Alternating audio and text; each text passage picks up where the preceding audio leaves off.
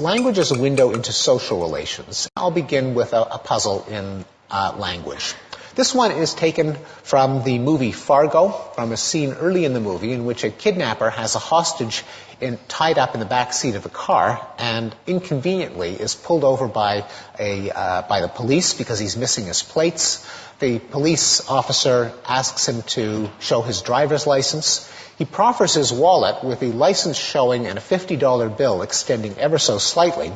And he says to the officer, "I was thinking that maybe the best thing would be to take care of it here in Brainerd," which the audience and presumably the officer recognize as a veiled bribe. Now, this is an example of what linguists call an indirect speech act, a case in which we don't blurt out what we mean in so many words, but we veil our intentions in innuendo, hoping for our listener to read between the lines and infer our real intent. And this is something that we do all the time, often without realizing it. For example, if you could pass the guacamole, that would be awesome. Now, when you think about it, that doesn't make a whole lot of sense. But we effortlessly recognize it as a polite request. We're counting on you to show leadership in our campaign for the future. Anyone who has sat through a fundraising dinner is familiar with euphemistic schnorring like that, which can be translated as, "give us money." Would you like to come up and see my etchings? That has been recognized as a sexual come-on for so long that in the 1930s, James Thurber drew a New Yorker cartoon in which a man says to his date, "You wait here and I'll bring the etchings down."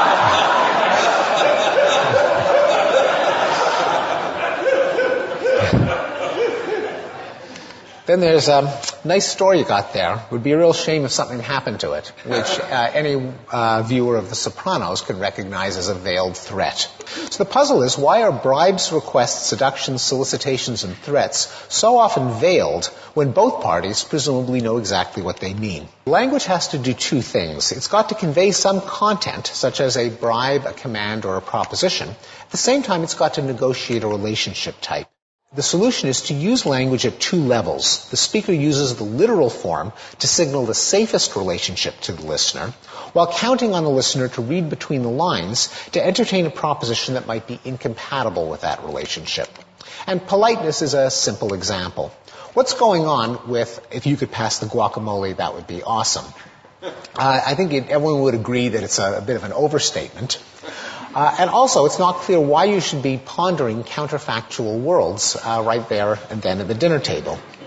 Now, the listener thinks, assuming that the speaker has not lost his mind, the speaker says an outcome is good, therefore he must be requesting it. The overall effect is that the intended content gets through, namely the imperative, but without the presumption of dominance that would ordinarily accompany an imperative, namely an expectation that you can be commanding some other person to do what you want. Well, according to the anthropologist Alan Fiske, there are only three major human relationship types across the world's cultures.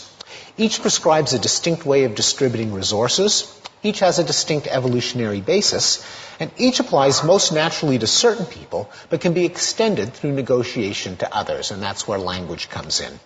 So there's dominance, as I've mentioned, whose logic is "don't mess with me," and which presumably we inherited from the dominance hierarchies that are ubiquitous among primates.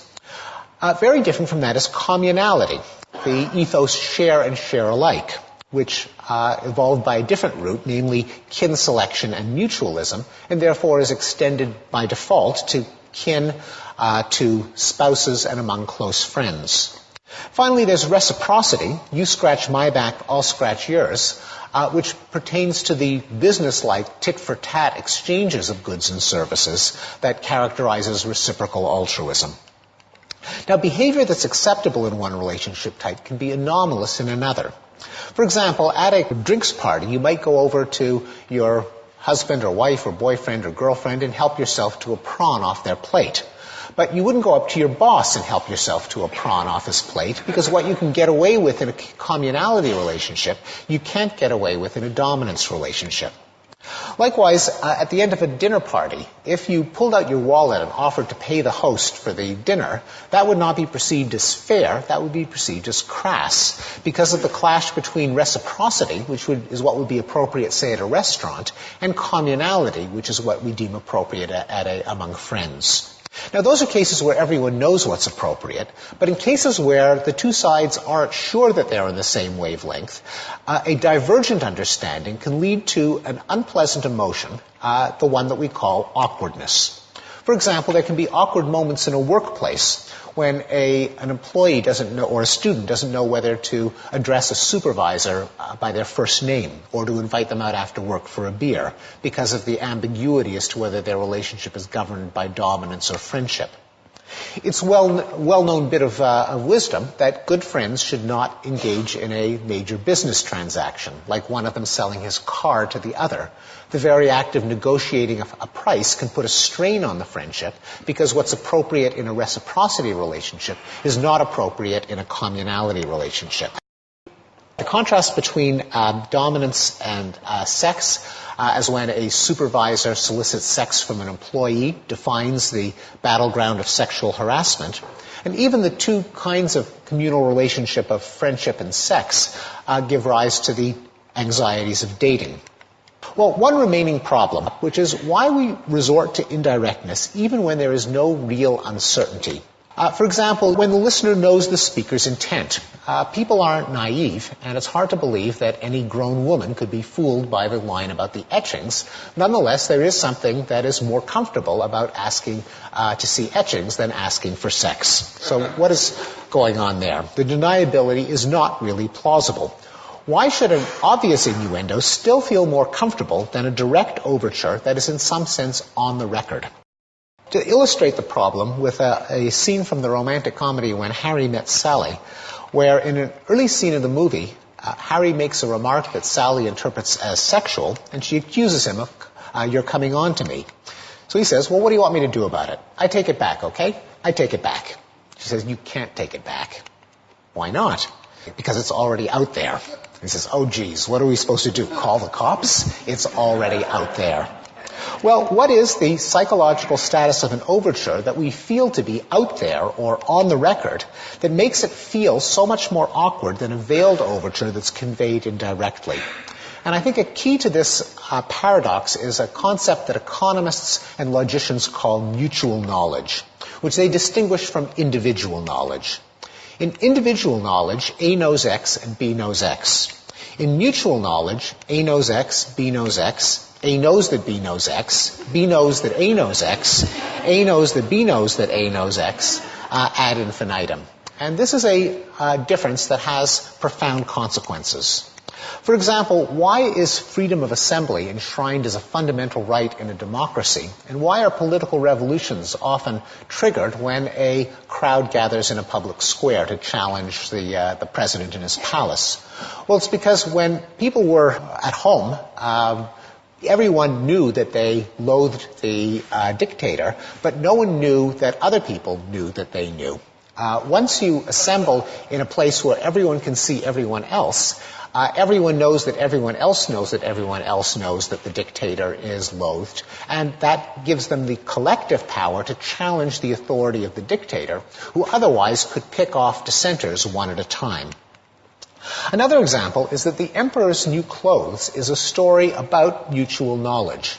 When the little boy said the emperor is naked, he wasn't telling anyone anything that they didn't already know, anything that they couldn't see with their own eyeballs. He was nonetheless changing the state of their knowledge, because at that moment, everyone now knew that everyone else knew that everyone else knew. Once again, that gave them the collective power to challenge the dominance of the emperor through their laughter. The moral of the story is that explicit language is an excellent way of creating mutual knowledge. And so here's the hypothesis. Innuendos, even obvious ones, merely provide individual knowledge, whereas direct speech provides mutual knowledge, and relationships are maintained or nullified by a mutual knowledge of the relationship type. So if Harry were to say, "Would you like to come up and see my etchings?" and Sally says no, then Sally knows that she's turned down an overture, and Harry knows that she's turned down a sexual overture, but does Sally know that Harry knows? She could be thinking, maybe Harry thinks I'm naive. And does Harry know that Sally knows that he knows? He could be wondering, maybe Sally thinks I'm dense. There's no mutual knowledge, and they can maintain the fiction of friendship.